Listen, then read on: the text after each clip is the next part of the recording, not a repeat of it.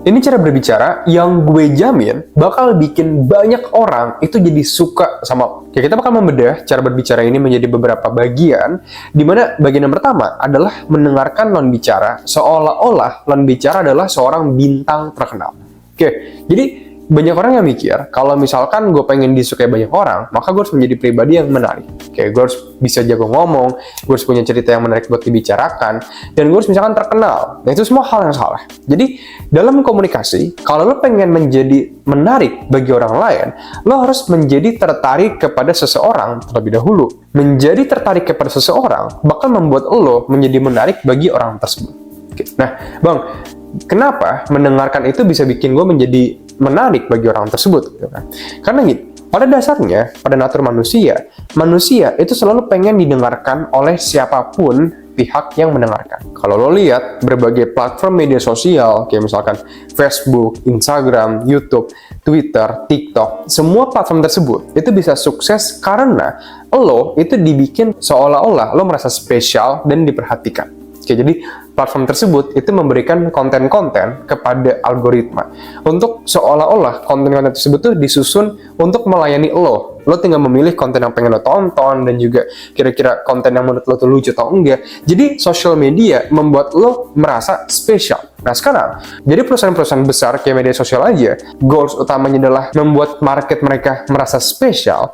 Maka ketika lo bisa melakukan hal ini dalam percakapan, di mana lo membuat lawan bicara itu merasa dispesialkan, itu adalah sebuah superpower. Bahkan lo punya power yang dimiliki oleh Facebook, Twitter, Instagram, TikTok. Lo bisa bikin lawan bicara merasa spesial. Dan sekarang pertanyaan adalah, Bang, gimana caranya gue bikin lawan bicara itu merasa spesial? Untuk bikin lawan bicara merasa spesial, lo perlu mendengarkan mereka seolah-olah mereka tuh seorang bintang. Nah, ketika lo berbicara dengan artis paling terkenal, misalkan, yang akan terjadi adalah, satu, lo mendengarkan setiap kata yang dibicarakan oleh artis tersebut.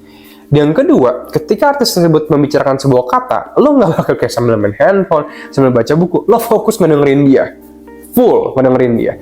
Dan dari mendengarkan tersebut, lo juga bakal mengajukan pertanyaan lebih lanjut bahkan. Karena lo nggak pengen kehabisan topik nih sama si artis ini.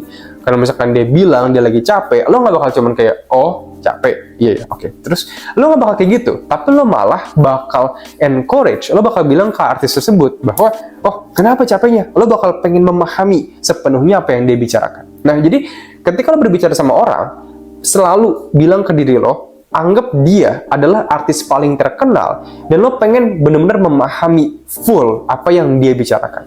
Yang kedua adalah berbicara tanpa mengagungkan diri. Bang, apa sih yang lo maksud dengan berbicara tanpa mengagungkan diri? Pada dasarnya, orang bakal bisa mengetahui sesuatu tentang lo melalui dua cara. Satu, melalui aksi lo. Yang kedua adalah melalui kata. Oke, sebagai contoh, gue sekarang, Jason Stanley, gue memiliki sebuah platform edutech gue sendiri yang bernama Stanley Academy. Di mana Stanley Academy ini, itu udah memiliki 680 murid yang udah aktif dalam platform tersebut. Jadi, ini cukup sebuah kesuksesan lah bagi gue untuk membangun platform ini. Nah, sekarang, kalau gue pengen ngasih tahu orang, ya, siapapun itu yang lagi ngobrol sama gue, ya misalnya gue pengen bikin dia suka nih sama gue. Nah, buat gue ngasih tahu ke orang tersebut bahwa gue punya platform edutech gue sendiri, ada dua hal yang bisa gue lakuin kalau gue temenan sama dia.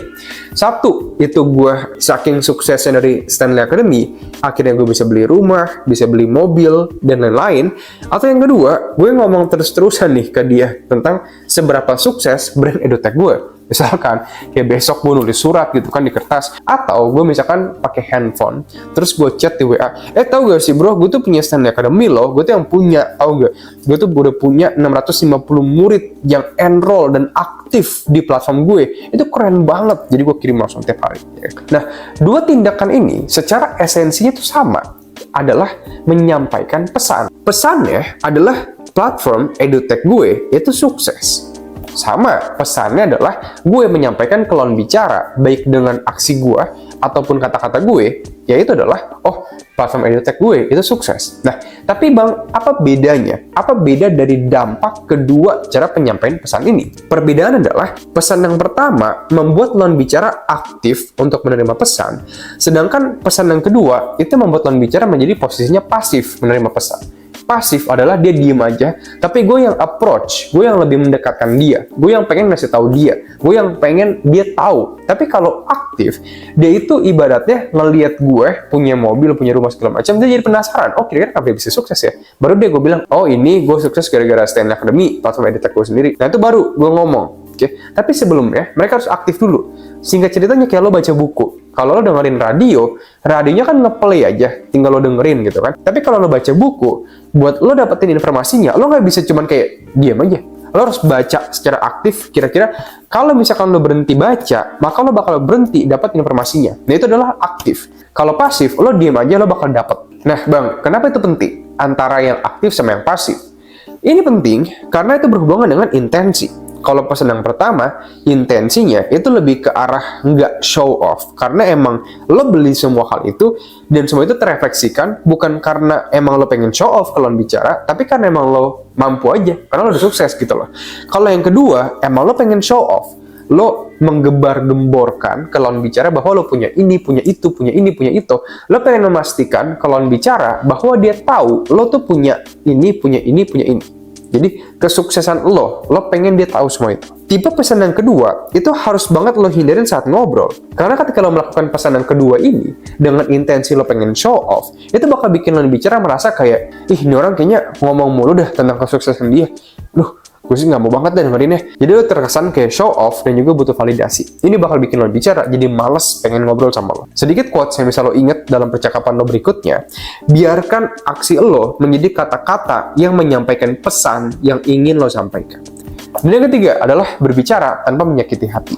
Pertanyaannya adalah kayak gini, Bang, kalau emang berbicara tanpa menyakiti hati, terus topik apa sih yang bikin lo bicara jadi sakit hati? Itu harus kita cari tahu gitu kan. Gini, sakit hati itu muncul ketika lo bicara mengatakan hal yang membuat kita itu jadi nggak nyaman dengan diri kita sendiri. Paling sering, topik yang bikin kita sakit hati adalah topik yang mengeksploitasi hal yang sebenarnya ingin kita rubah, namun belum kita ubah. Biasanya, hal itu bersifat kondisi fisik, jadi kayak atribut wajah, atau mungkin kayak tinggi badan, atau mungkin hal-hal yang berhubungan lah dengan fitur-fitur fisik lo. Yang kedua adalah misalkan pekerjaan. Pekerjaan lo sebagai apa misalkan, itu biasanya sensitif. Jadi, hindari mengkomeni tentang pekerjaan seseorang. Yang ketiga adalah tentang status sosial. Misalkan, single parent, atau mungkin masih single di usia berapa. Hindari hal-hal seperti itu. Karena hal tersebut masuknya ke ranah privasi. Yang keempat adalah mengenai kondisi finansial. Misalkan lawan bicara lagi kekurangan dalam aspek finansial, nah itu harus lo perhatikan banget dan lo hindarin topik-topik seperti itu. By the way, bagi lo pada yang pengen belajar lebih lanjut tentang ilmu komunikasi, lancar berkomunikasi hanya dalam 30 hari doang, tanpa rasa gugup, gagap, dan belibet dengan siapapun, dimanapun, dan kapanpun, dari yang awal yang mungkin lo nggak punya teman, sampai dalam 30 hari jadi kebanjiran teman, menguasai skill-skill komunikasi seperti berretorika, berargumen, bikin lawan bicara bilang iya ke apapun yang lo minta, memberikan pengaruh dalam komunikasi, dan menguasai karisma. Lo bisa cek 3 Hour Communication, udah ada 680 lebih teman-teman kita, baik dari yang konteks formal, informal, di profesional, itu merasakan perubahan drastis banget setelah nerapin materi yang mereka pelajari dari 3 Hour Communication di kehidupan mereka. Lo bisa cek di pin komentar di bawah, atau caranya di Google sendiri.